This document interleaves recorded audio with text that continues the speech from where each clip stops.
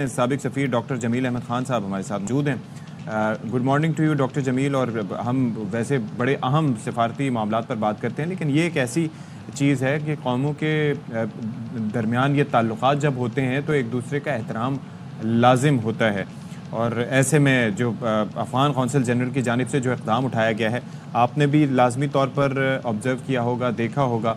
आपकी असेसमेंट क्या है इस हवाले से कि ये ठीक था उनका अमल, तर्ज अमल, या कतई गैर मुनासिब था या अनएक्सेप्टेबल था? नहीं, बिल्कुल इसमें तो ज़ाहिर है कोई दो राय नहीं है, क्योंकि इसमें दुनिया में बहुत सारे एक रस्मी कवायद भी मौजूद हैं और रस्मी कवायद लिखे हुए मौजूद हैं।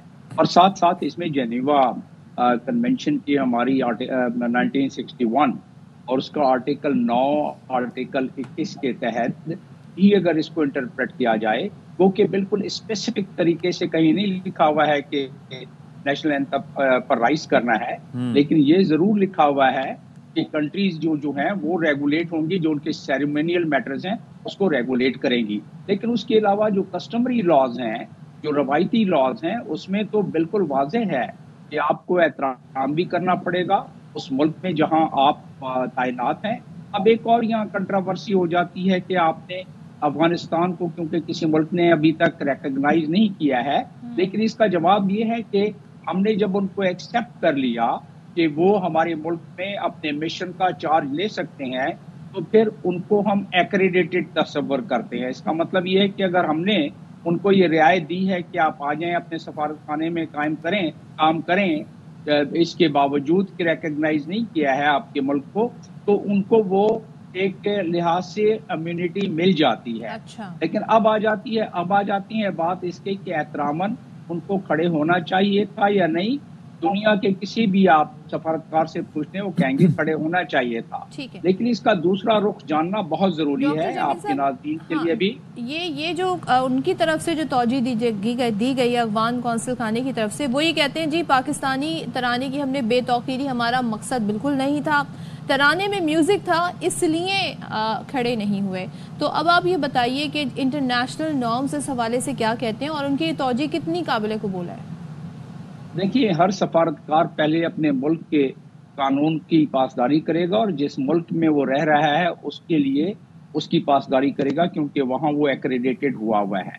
ये एक इंटरनेशनल, जो अभी आपको मैंने आर्टिकल 21 और आर्टिकल 9 का हवाला दिया, उसमें डिप्लोमेट्स मस्ट रिस्पेक्ट का लफ्ज है आर्टिकल 21 में, कि जो लोकल लॉज और लोकल तरीकाकार हैं उसके, तो उन्होंने उसकी खिलाफ वर्जी की। लेकिन डिप्लोमेट्स पे इक्वली एक रिस्पॉन्सिबिलिटी बनती है कि जिस मुल्क से वो आया हुआ है उसकी कानून की पासदारी भी करनी। अब यहाँ थोड़ी सी वो कहते हैं ना कि ये जो आवारगी शबनम है, इसमें कुछ जुर्म आफ्ताब भी है। पहली बात तो ये कि उन्होंने माजरत खाई कर ली, उसको पाकिस्तान को एक्सेप्ट करना चाहिए और कर लेगा, मैं समझता हूँ आज। दूसरी बात यह है कि हमारे जो चीफ मिनिस्टर साहब बहादुर हैं, बड़े एहतराम के साथ उन्हें इन्वॉल्व करना चाहिए था, क्योंकि ये दिया हुआ है, ये रूल्स ऑफ बिजनेस में है कि जो deputy chief of protocol Peshawar में पोस्टेड है उससे मशवरा करके बुलाना चाहिए था। उनको पता होना चाहिए था कि तालिबान ने पाबंदी लगा दी है, म्यूजिक अपने एंथम पर पाबंदी लगा दी है, अपने ही तराने पर पाबंदी लगाई हुई है,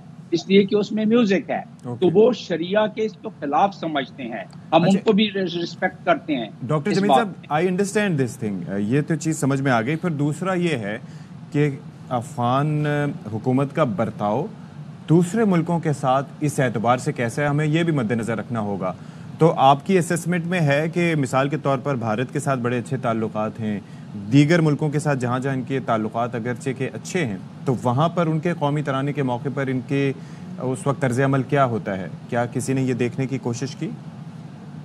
जी, मैं इस पे कोई रिपोर्टिंग तो नहीं हुई है, लेकिन इस पे तजिया आपको दे देता हूँ कि ये तमाम ममालिक आपने जिनका जिक्र किया है, दुनिया में जहाँ भी जब भी डिप्लोमेट्स को बुलाया जाता है तो वहाँ के लोकल एडमिनिस्ट्रेशन या वहाँ के मुताल्लिका प्रोविंस के एडमिनिस्ट्रेशन, जैसे इस सूरत में चीफ मिनिस्टर साहब थे, उन्हें हमेशा वो कंसल्ट करते हैं। फॉरेन ऑफिस का वहाँ एक कंपोनेंट है, अब पेशावर में, कराची में, लाहौर में, उसको कहते हैं DCP, deputy chief of protocol. उससे कंसल्ट करके तो फिर वो करते हैं और ये काम फिर बन जाता है फॉरेन ऑफिस का, उसके डिप्टी चीफ ऑफ प्रोटोकॉल के जरिए, कि वो पहले से इन चीजों को बता दे اور چیف منسٹر کو بتا دیں کہ آپ یہ اگر 10:12 پر آپ کا اینتھم ہے تو آپ اس کو کہیں کہ آپ 10:30 بجے آئیں تاکہ دونوں کی بات رہ جائے. اسی طرح دوسرے ممالک یقیناً اسی طرح کرتے ہیں کہ وہ انوائٹ ہی اسی لحاظ سے کرتے ہیں. ان کو پتا ہے کہ افغانستان میں شریعہ لا کے مطابق انہوں نے اپنا ہی ترانہ اس پر پابندی میوزک کی وجہ سے لگائی ہوئی ہے. یہ کنسیڈر کرنا چاہیے.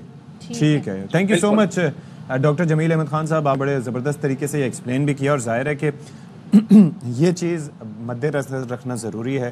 اور یہ چھوٹی چھوٹی چیزیں ہوتی ہیں کہ اگر آپ ڈپٹی چیف آف پروٹوکول سے کنسلٹ کر کے ان کو اس ٹائم پہ بلاتے, اور پھر ظاہر ہے ان کی جانب سے جو توجہ سامنے آئی ہے کہ مقصد بے حرمتی نہیں تھا, ہم نے تو اپنے ترانے پر پابندی لگا رکھی ہے. یہ ان کی طرف سے بھی ذمہ داری تھی, انہیں بھی میسج کنوے کر دینا. میسج کنوے, اس میں ڈسکشن ہوتی ہے تو میسج کنوے ہوتا ہے. تھا کہ بھائی ایسے ہو سکتا ہے تو پلیز اس چیز کا ذرا خیال رکھیے گا, یا آپ ہم سے ایکسپیکٹیشن نہ رکھیے. بہرحال